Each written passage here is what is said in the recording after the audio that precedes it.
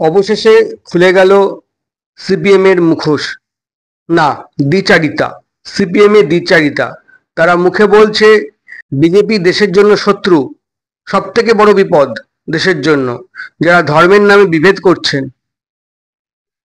আর তাদেরই মুখপত্র, রাজ্য সিপিএম এর মুখপত্র গণশক্তিতে নরেন্দ্র মোদীর ছবি দিয়ে কেন্দ্রীয় সরকারের বিজ্ঞাপন ছাপা হচ্ছে। এটা কি দ্বিচারিতা নয়? অবশ্যই দ্বিচারিতা। সাম্প্রতিককালে ভারত সরকারের যে পেহেলগাঁও ঘটনার পরিপ্রেক্ষিতে সিঁদুর অপারেশন হয়েছিল পাকিস্তানে, সেটা নিয়ে আমরা সিপিএম নেতা নেত্রী এবং বেশ কিছু লুম্পেন, সমাজ বিরোধী বলবো না, দেশ বিরোধী সিপিএম কর্মীকে রাস্তায় দেখেছি কেন্দ্রীয় সরকার এবং দেশকে নানা ভাষায়, নানা কথায় বিদ্ধ করতে। আজকে তারা মুখ লুকাবেন কোথায়? গণশক্তিতে জ্বলজ্বল করছে নরেন্দ্র মোদীর ছবি।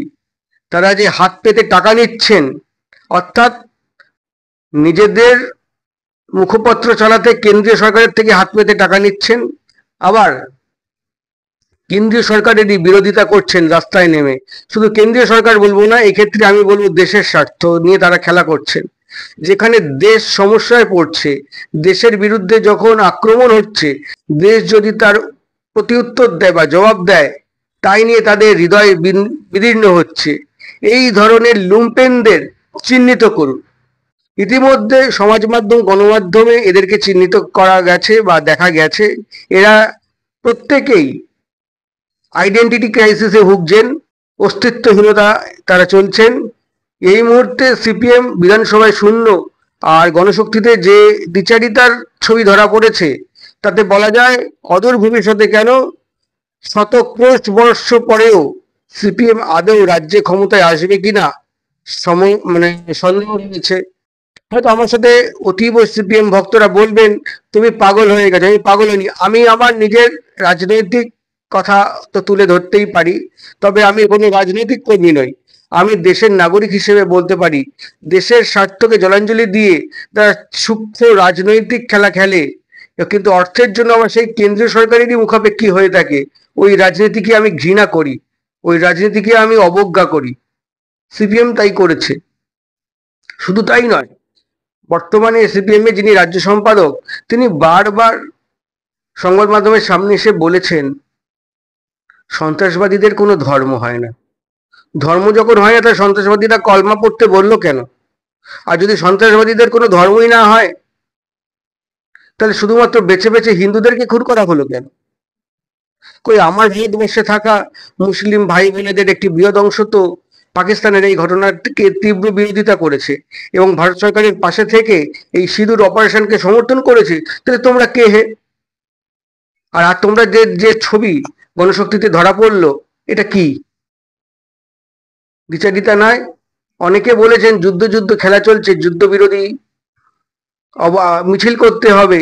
বিভিন্ন সমাজের প্রতিষ্ঠিত মানুষ এবং গণসংগঠন এবং বামপন্থী দলগুলোকে নিয়ে বিশাল মিছিল হলো। কি হলো মিছিলে? কি লাভ হলো? এই তো মুখোশ খুসে পড়লো।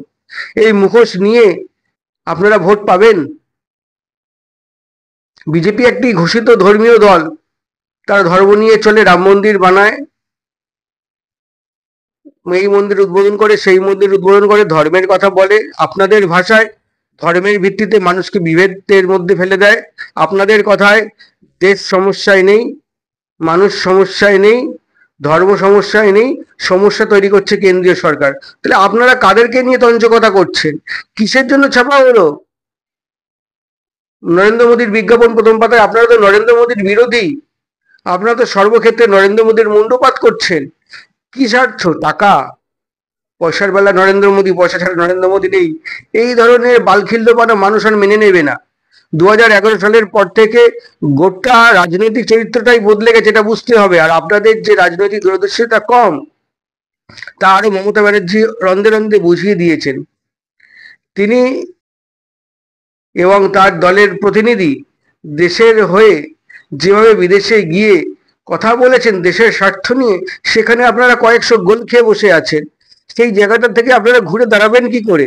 এই বছর আপনারা আর একটা সিটও হয়তো আপনারা পাবেন না। শুধু পাবেন না তাই নয়, মানুষের কাছে গিয়ে কি বলবেন? মানুষ তো বলবে আপনারা তো সিঁদুর যে অপারেশন হলো তার বিরোধিতা করেছেন, দেশের বিরোধিতা করেন, দেশের মধ্যে থেকে দেশের বিরোধিতা করেন, আবার এদিকে অর্থের জন্য কেন্দ্রীয় সরকারের থেকে হাত পেতে বিজ্ঞাপন নেন। আপনাদেরকে কি করে বিশ্বাস করব? অর্থাৎ সিপিএম মানুষের সাথে তঞ্চ কথা করছে, সিপিএম মানুষের সাথে রাজনৈতিক খেলা খেলছে। এদের কাছে দেশ বড় নয়, এদের কাছে রাজনীতি বড়। তাই সিপিএম কিভাবে ঘুরে দাঁড়াবে, আদৌ ঘুরে দাঁড়াবে কিনা সময় কথা বলবে। তা আমার মনে হলো এই ভিডিওটা করা দরকার, না হলে সিপিএম এর দ্বিচারিতাটা সামনে আসতো না। তা কেমন লাগলো ভিডিও? লাইক করুন, কমেন্ট করুন, সাবস্ক্রাইব করুন। দেখা হবে নতুন ভিডিওতে। নমস্কার।